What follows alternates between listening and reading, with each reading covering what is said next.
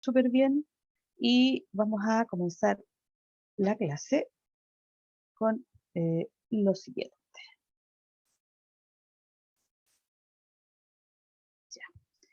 Recuerden que algo bien importante hoy día, tenemos la prueba,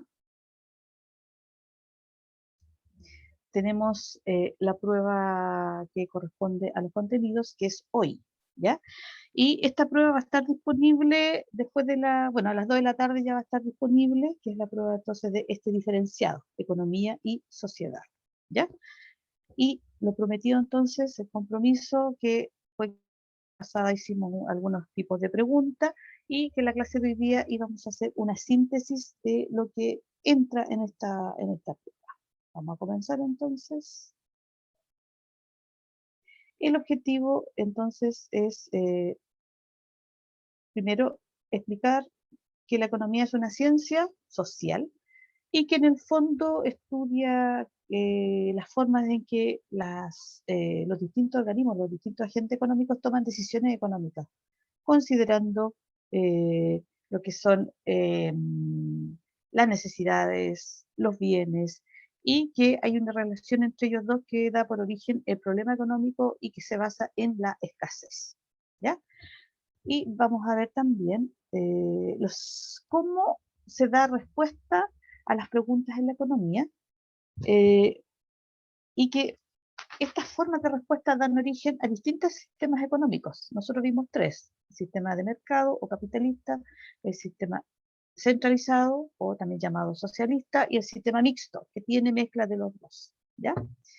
¿Cómo resuelven estos sistemas los problemas económicos o la relación que hay entre las necesidades y los bienes? ¿Ya?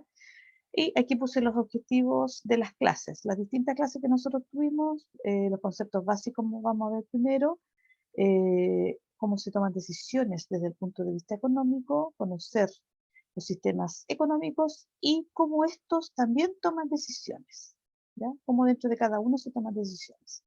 Aquí la imagen de qué es la economía. Lo primero, recuerden que este diferenciado se llama economía y sociedad, ¿ya? O sea que es una ciencia, como dijimos, una ciencia social que tiene que ver mucho con el funcionamiento de la sociedad desde el punto de vista económico y también social, podríamos decir. ¿Ya? Entonces, ¿qué es lo que estudia esta ciencia? Estudia la asignación de recursos, que siempre son escasos, para satisfacer necesidades que siempre están en aumento. ¿Ya? Siempre tenemos más necesidades que bienes o recursos para satisfacerlas. Ese es el gran problema de la economía. ¿Ya? Entonces aquí tenemos la definición.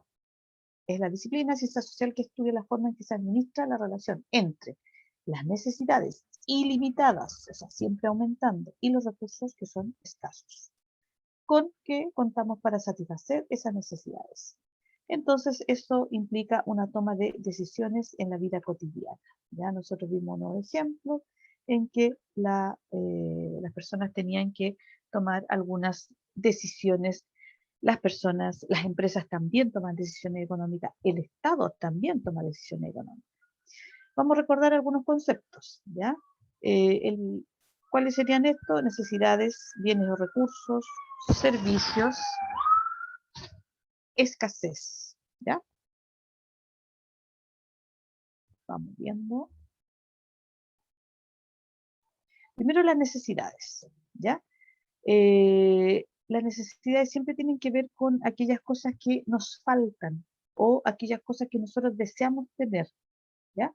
Y van desde necesidades básicas como alimentarse, como vestirse, como tener una vivienda, hasta necesidades que no son consideradas tan básicas, pero las personas sí las desean, las necesitan, ¿ya? Como por ejemplo yo les decía, tomar una clase, no sé, de yoga, un curso de yoga, ir al cine a lo mejor, ya que para una persona no son consideradas necesidades básicas, pero son deseos, son distintos tipos de carencias que a lo mejor uno tiene o algo que uno quiere hacer, ¿ya? Entonces nosotros tenemos, los seres humanos, como somos diferentes, tenemos distintas necesidades, ¿ya? Y estas necesidades siempre son múltiples, son distintas, son ilimitadas, ¿ya? O sea, tenemos distintos tipos de necesidades y siempre están aumentando, ¿ya? Y los recursos para satisfacerlas son escasos. Por lo tanto, eso implica tomar una decisión, ¿ya? Satisfacer una necesidad y dejar de lado otra, ¿ya? Entonces aquí, ¿qué hace uno? Organiza, jerarquiza las necesidades desde mayor a menor importancia según lo que uno considera, ¿ya? Y satisface aquellas que uno considera más importantes, ¿ya? Por eso implica tomar decisiones. Ahora, nosotros vimos un ejemplo en clase en que la persona tenían que decidir o iban al cine o iban al estadio. Si deciden ir al cine, dejan de ir al estadio. Y eso significa, o eso se llama costo de oportunidad, ya lo que uno deja de hacer por satisfacer otra necesidad. ¿Ya? Ahora, las necesidades en general dependen de las condiciones, las características que tenga uno, ¿ya?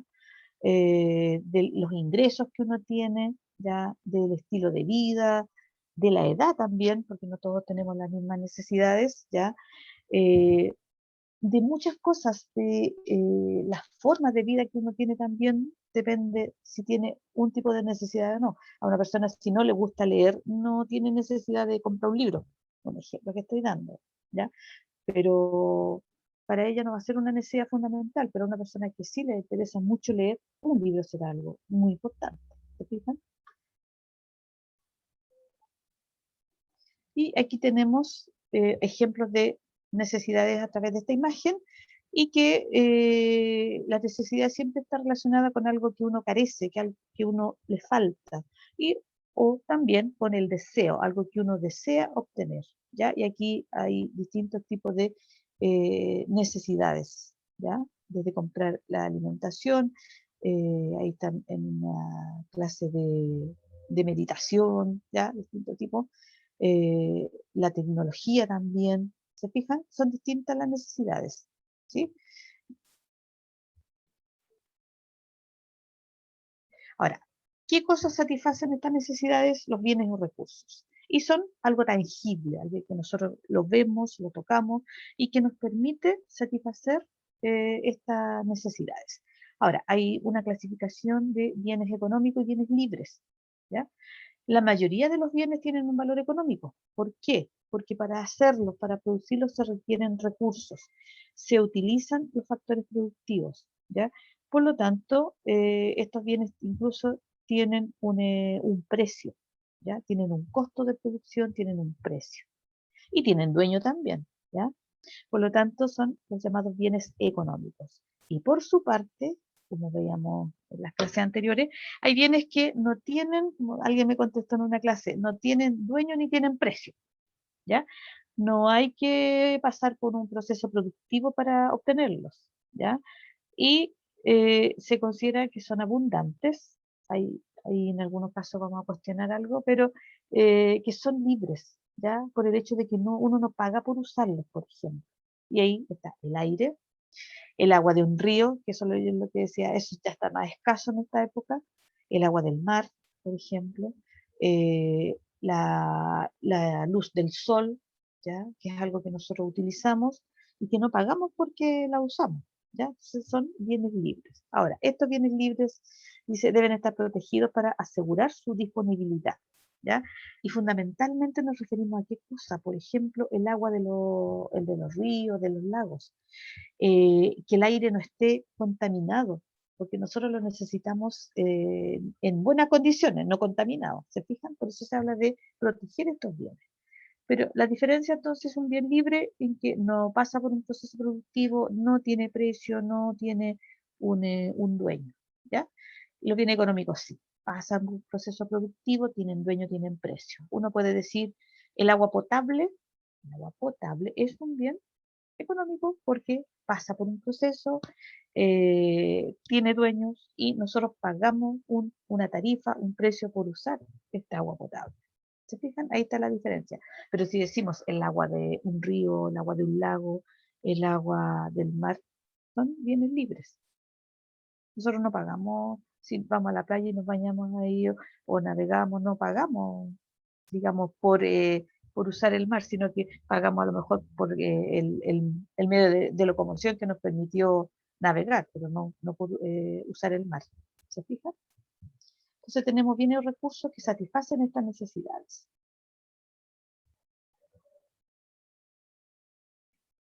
Por otro lado están los servicios, ¿ya?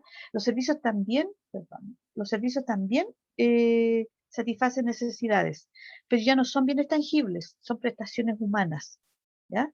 Que permiten satisfacer estas necesidades y que estas prestaciones humanas tienen un valor económico. O sea, nosotros pagamos por esa prestación de servicio, ¿ya? Y ahí están ejemplos como la reparación de un electrodoméstico, la educación, la salud, ¿ya? Ahora, el servicio uno no lo puede almacenar, yo no puedo almacenar la educación, yo no puedo almacenar la salud, sino que es una prestación que una persona le da a uno, un médico, un profesor, ¿ya? Hay servicios que son prestaciones individuales, que son, por ejemplo, cuando uno va a una peluquería, por ejemplo, que también es un servicio, uno va al banco, también es un servicio, en el comercio, también es un servicio, ¿ya? O sea, son prestaciones humanas que satisfacen necesidades económicas, ¿ya? Por lo tanto, tienen también un valor, tienen un precio. Entonces, bienes y servicios satisfacen necesidades. Ahora, si los ponemos en una balanza, las necesidades son ilimitadas y los recursos son limitados. Unas aumentan y los otros ahí se quedan, ¿ya? Incluso disminuyen en algunos momentos. Y eso es lo que va a producir la escasez, ¿ya? Entonces, no todas las necesidades pueden ser satisfechas. Siempre queda alguna que no se puede satisfacer, ¿ya? Entonces, acá, ahí ya las personas tienen que tomar decisiones, las familias toman decisiones, el Estado toma decisiones de qué necesidades va a satisfacer cuando los recursos que tiene son limitados, ¿ya? Entonces, ahí hay que elegir, hay que tomar decisiones, ¿ya? Para usar bien los recursos y tratar de satisfacer las mayores necesidades posibles, ¿ya? Pero eso, satisfacer todas las necesidades es imposible, ¿ya? En base a que las necesidades siempre están aumentando y los recursos no son tantos como para satisfacerlas todas. Eso es la escasez. Y la escasez es el llamado problema económico, ¿ya? ¿Por qué? Porque nosotros siempre tenemos que decidir en qué usar los recursos, ¿ya? Porque no podemos satisfacerlo todo. Entonces, a eso se le llama el problema económico y eso es, digamos, el tema de la economía. ¿Cómo hacer para que se puedan solucionar estos problemas económicos, ¿ya? En mayor proporción, ¿ya? Hay momentos en que no se puede hacer eso.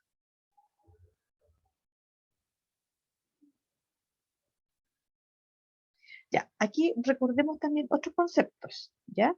Cuando hablamos de demanda, oferta y precio. La demanda son las cantidades que los compradores están dispuestos a, valga la redundancia, a comprar, a adquirir, ¿ya? Eso es la demanda. Lo que las personas, los consumidores demandan en el mercado es aquello que ellos están dispuestos a comprar, a adquirir, ¿ya? La oferta, por su parte, es lo que el mercado ofrece, lo que los productores ofrecen a estos consumidores, ¿sí? Entonces, la demanda es lo que se necesita, lo que los consumidores demandan al mercado, lo que necesitan, lo que quieren comprar, y la oferta es lo que el mercado ofrece, ¿ya? No es, oferta no es el precio más barato, sino que lo que el mercado ofrece, ¿ya? Y ahí entra a jugar el precio, ¿ya? El precio va a ir cambiando según funcione la demanda y la oferta, ¿ya? Y el precio en sí es el valor de intercambio, es decir, lo que uno paga por obtener un bien o un servicio, ¿ya? Por eso se habla de valor de intercambio. Y aquí eso va a depender de la escasez, el aumento de, si hay mucha demanda y poco producto, ahí los precios también tienden a cambiar. Si hay mucha oferta en el mercado, hay mucho de un producto y hay poca demanda, el precio tiende también a sufrir efectos. ¿Se fijan? Por eso se dice que tiene que funcionar la ley de la oferta y la demanda. Oferta lo que se ofrece en el mercado a los consumidores y demanda lo que los consumidores necesitan.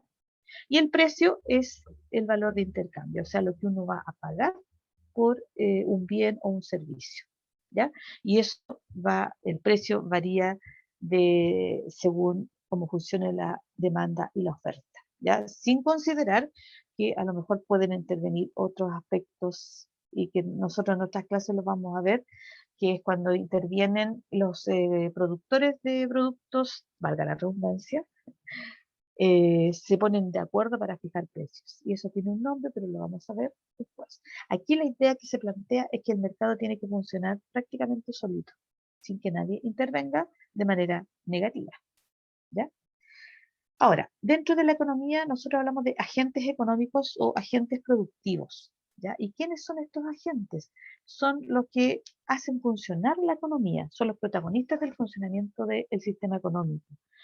Toman decisiones, o sea, decisiones económicas desde el punto de vista de qué necesidades se va a satisfacer, qué se va a producir, etcétera, ¿ya? Y estos agentes son la familia, o sea, las personas, las empresas, el Estado o sector público y el sector externo. El sector externo son eh, las economías que están afuera, ¿ya? Todos los países se relacionan con otros países, por ejemplo, nosotros con China, con Estados Unidos, con Brasil, etcétera, ¿ya? El sector externo, entonces, es todo lo que tiene que ver con la exportación y con la importación de productos. Entonces, todos ellos son los llamados agentes económicos o agentes productivos que hacen, en este caso, funcionar la economía, ya sea produciendo, ya sea consumiendo, acumulando también, ¿ya? Son familias o personas, empresas, Estado o sector público y el sector externo. Entonces, ellos son los agentes económicos o productivos, ¿ya? Y aquí están lo que realiza cada uno de estos agentes económicos, ¿ya? Las familias, entonces, trabajan, ¿ya? Trabajan para la empresa, trabajan para el Estado, por ejemplo, consumen, pagan impuestos. Acuérdense, cuando uno consume ya paga impuesto al tiro, el IVA. Las empresas, ¿qué hacen las empresas? Producen, ¿ya? Requieren de los factores productivos, por lo tanto requieren del trabajo de la familia, requieren de relacionarse con el Estado y a la vez pagan impuestos. ¿El Estado qué hace? También presta servicios, ¿ya? Produce, presta servicios. Acuérdense la salud, por ejemplo, la educación. También le da trabajo a las familias, ¿ya? Y controla el proceso productivo, regulando cómo este va a funcionar, estableciendo la regulación a través de leyes. Y el sector externo son el ámbito internacional. Yo les dije, cuando una economía se relaciona con otra externa, con otra que está fuera, con otra extranjera, ¿ya? Entonces aquí está lo que hace cada uno de los agentes económicos o productivos, ¿ya? Y por otro lado, están los factores productivos o factores de la producción. Son aquellos que se combinan o se unen para producir bienes y servicios. ¿Y cuáles son? La tierra o los recursos naturales, el trabajo y el capital, ¿ya? Y se agrega también un factor que tiene que ver con el factor empresarial, en que los empresarios organizan todos estos factores para llegar a producir un bien o un servicio, ¿ya? Entonces, los agentes son aquellos que mueven la economía, los factores son los elementos necesarios para producir bienes y servicios, ¿ya? Entonces está la tierra o recursos naturales, el trabajo, el capital y la empresa que tiene que ver con organizar todos estos factores productivos para llegar finalmente a producir bienes y servicios, ¿ya? De acuerdo usando también las tecnologías. Y aquí están lo que hacen los factores productivos, ¿ya? La tierra se refiere al conjunto de recursos naturales, minería, agricultura, ganadería, etcétera, ¿ya? La parte forestal también. El trabajo son las actividades humanas que se dedican, digamos, a producir bienes o servicios a cambio de un salario, ¿ya? Ese es el trabajo, ¿sí?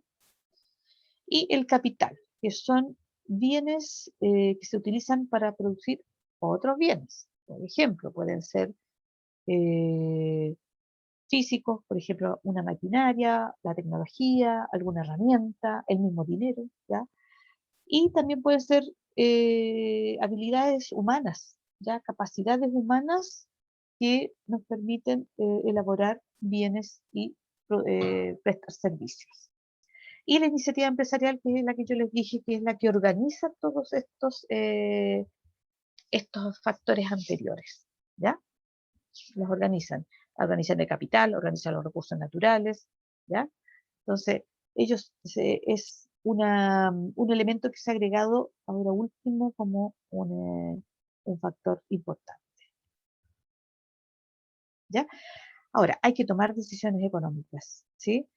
Y la escasez nos obliga a tomar estas decisiones. Aquí está el ejemplo que nosotros vimos en clase, de que una persona tiene que decidir o va al cine o va a ver fútbol, si no me equivoco, era, al estadio, ¿ya? Y tenía que hacer los cálculos considerar todos los aspectos, ¿ya? Desde el valor, desde el horario, desde la compañía con quien iba a ir, etcétera, etcétera, etcétera.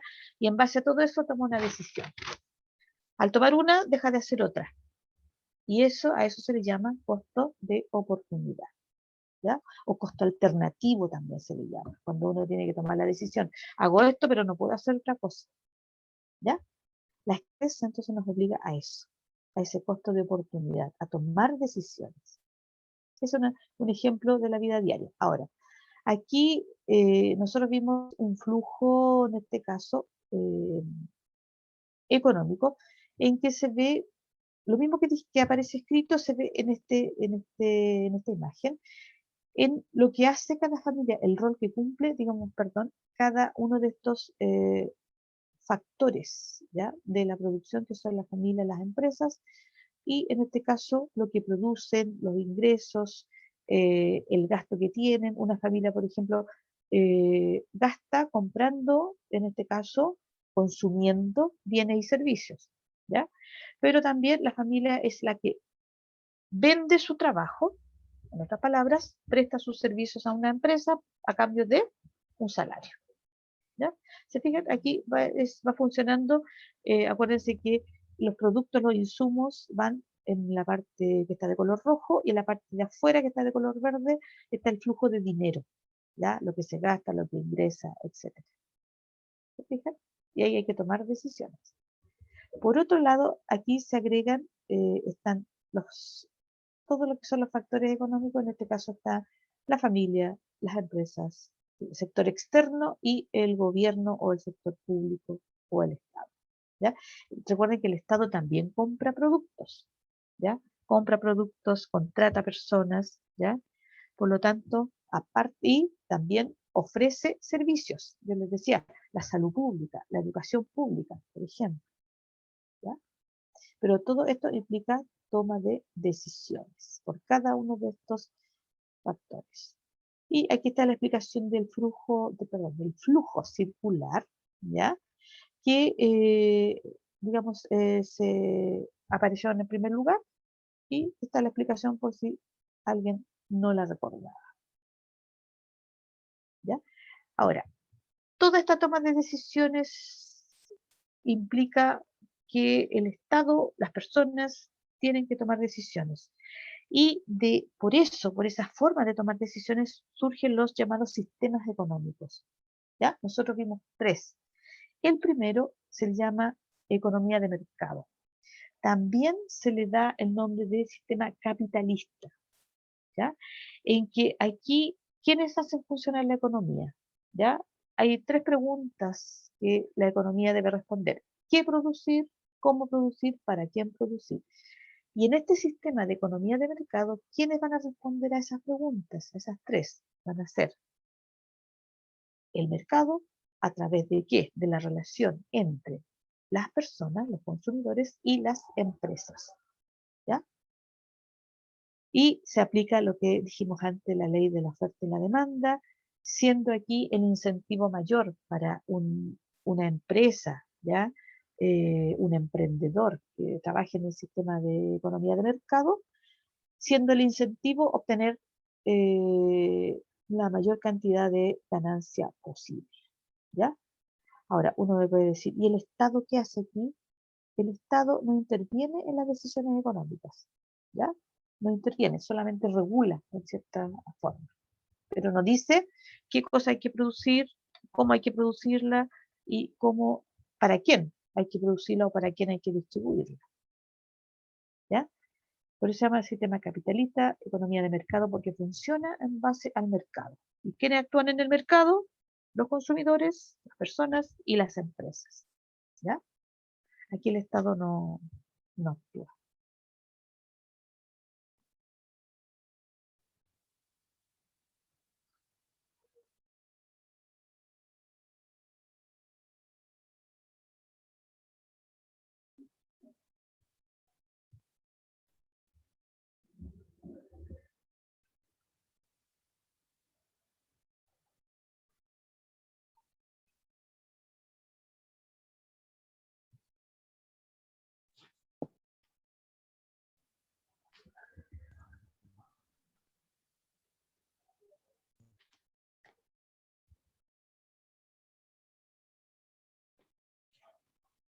Entonces, chiquillos, déjenme.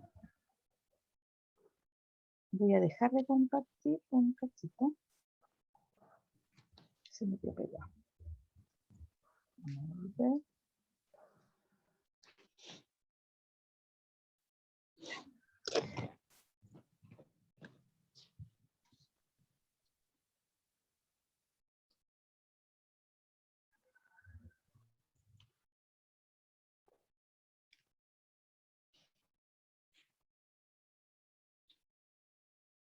Esperen un minutito que aquí se pegó.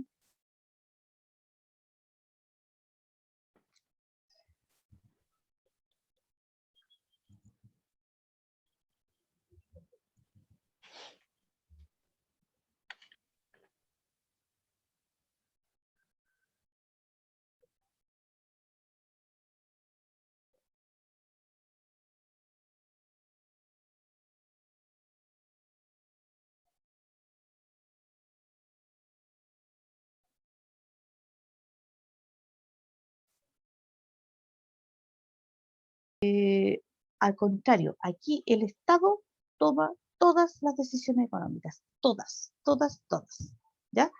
Por eso se habla de una economía centralizada, se habla de una economía de planificación central y también se habla de una economía socialista, ¿ya? Y aquí el Estado entonces es dueño también de las empresas, es dueño de los recursos, o sea, el Estado decide todo y tiene también, además, el poder político como para hacerlo, ¿ya? O sea, no hay empresa privada, ¿ya? Por lo tanto, el Estado toma todas las decisiones, todas. Por eso se dice economía centralizada. El centro sería el Estado y el Estado decide todo lo que se va a realizar, ¿ya? Al contrario de la otra, en que el Estado regulaba en cierta manera, pero no intervenía en las decisiones económicas, ¿ya? Entonces, el Estado es el dueño de la empresa, el dueño de los recursos, ellos deciden. Y además tiene el poder como para hacerlo, ¿ya? En cierta forma, como para obligar a las personas a aceptar esas decisiones, ¿ya? Y por otro lado está la economía mixta. La economía mixta es, se llama así porque mezcla de los dos, en que aquí coexisten en la toma de decisiones el Estado y el mercado, ¿ya? Y la mayor parte de la economía en el mundo reúnen esta característica de ser economías mixtas, en que tienen una parte de economía de mercado, ¿ya? Y en otras decisiones se toman a nivel de Estado, en que coexisten estas dos formas de decisión en cuanto a la economía, ¿ya?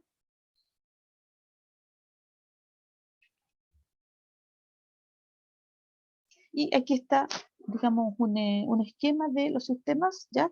Están los nombres, aquí en el sistema capitalista el escaso papel del Estado, al contrario de sistema socialista o de planificación central que toma todas las decisiones, y el sistema mixto que es, por eso aparece aquí, es la mezcla, podríamos decirlo, de la toma de decisiones del mercado y el Estado que interactúan, ¿ya?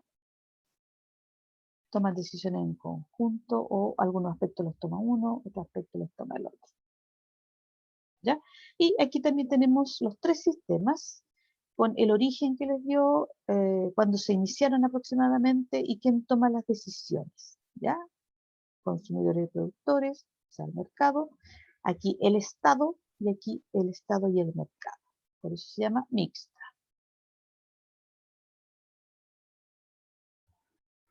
¿Ya? Y aquí está en cuanto a lo que es la asignación de recursos, ¿ya? En una economía de mercado, el mercado asigna los recursos y en una economía centralizada, el gobierno, ¿ya? El Estado en este caso, asigna los recursos, acuérdense, para satisfacer las necesidades. Y las tres preguntas que los sistemas tienen que responder. ¿Qué producir? ¿Cómo producir? ¿Para quién producir? Y lo responden de distintas formas, sobre todo los primeros, el capitalista y el de economía centralizada, responden de manera totalmente distinta a las preguntas que plantea la economía sobre qué producir, cómo producir y para quién producir. Y acá tenemos este esquema que también todos lo vimos en la clase, ¿eh? Aquí está más completo, ¿ya? Entonces, aquí están los tres sistemas de mercado, de planificación central y de economía mixta, y está también quién toma las decisiones, cómo, quién planifica la producción, qué ideología motiva, digamos, la actividad económica, cómo se determinan los precios, cuál es el papel del Estado en cada uno de ellos. ¿Ya? ¿Se fijan? Entonces ahí este es más complejo todavía. Pero lo que dijimos anteriormente es la clave para entender. ¿Ya?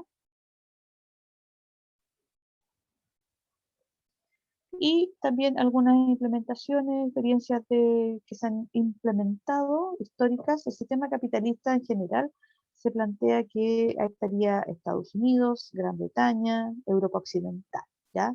A nivel histórico. Aquí los sistemas centralizados en la ex Unión Soviética, China, ¿ya?